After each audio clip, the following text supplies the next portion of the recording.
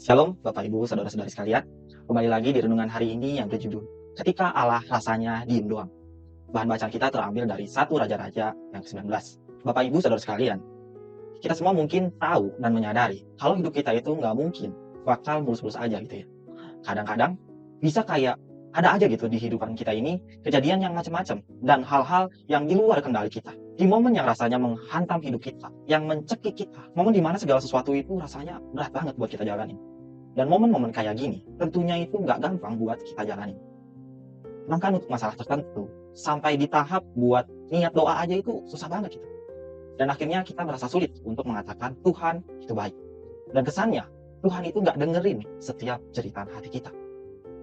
Kalaupun kita udah mencoba berdoa, maksain diri buat berdoa, tapi rasanya ya Tuhan tuh tetap silent gitu. Seolah-olah Tuhan itu diem aja. Dan kita merasa kayak Tuhan itu jauh dari kita. Dan Tuhan seolah-olah gak peduli sama kita. Bahkan ada teman saya yang sampai bilang kalau ibaratnya Tuhan itu pakai WA kayak zaman sekarang. Dia bilang gini, capeklah doa-doa. Palingan sama Tuhan pun ya diri doang. Atau mungkin Tuhan itu matiin notifikasinya buat saya. Kalau kita pernah ngalamin momen-momen yang seperti ini, apakah itu karena kita kurang dekat sama Tuhan? Apakah kita itu kurang iman sampai kita itu gak dengar suara Tuhan? Padahal mungkin orang lain di luar sana gitu ya, bisa dengan gampangnya ngeklaim dengar suara Tuhan. Dan ternyata Tuhan yang terasa diam itu juga terjadi di zaman dulu Bapak Ibu. Dan kita bisa lihat yang pertama-tama itu namanya adalah Elia. Dalam bagian 1 Raja-Raja 19 tadi, di bagian ini mencatat kalau Elia itu baru selesai melakukan momen legendarinya. Dan dia terkenal dari momen ini karena dia sendirian melawan 450 nabi-nabi Baal. Dan cuman tinggal Elia aja yang masih percaya Tuhan. Menariknya waktu dia lawan 450 nabi Baal, dia itu seolah-olah nggak ada takutnya, kayak gas terus aja gitu. Tapi ada satu orang perempuan yang bikin Elia ini naksir Bapak Ibu. Yang tidak bukan adalah Ratu Isabel. Dia marah dan berencana untuk membunuh Elia. Sampai dia merasa Tuhan itu diam aja gitu di tengah seruan dan jeritan hatinya. Jadi untuk para bapak-bapak mungkin bisa berhati-hati gitu kalau ibu-ibu sedang marah. Karena kemarahan seorang ibu-ibu itu memang besar gitu dampaknya. Dan momen Allah terasa diam, itu ultimate-nya dirasakan oleh Tuhan Yesus sendiri dan tercatat di dalam Matius 27 ayatnya yang ke-46 yang berbunyi demikian. Kira-kira jam 3 berserulah Tuhan Yesus dengan suara nyaring. Eli, Eli, lama sabachthani. Artinya, Allahku, Allahku, mengapa engkau meninggalkan aku? Tuhan Yesus sendiri dalam natur kemanusiaannya mengalami seolah-olah Allah itu diam.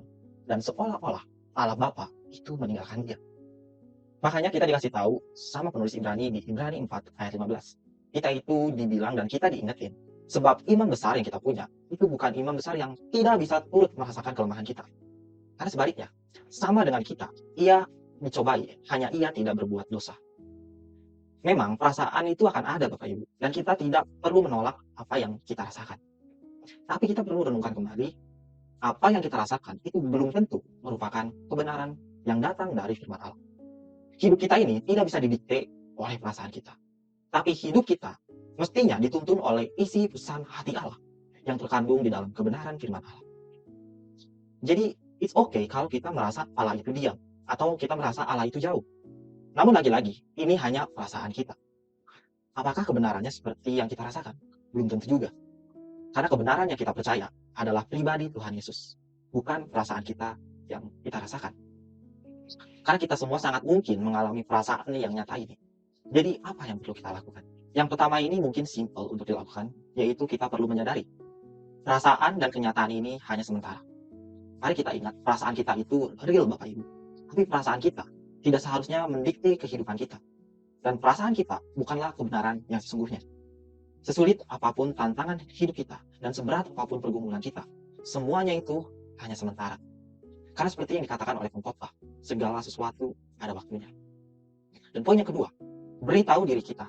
Kita bisa beritahu diri kita apa yang harus kita rasakan dan apa yang harus kita pikirkan.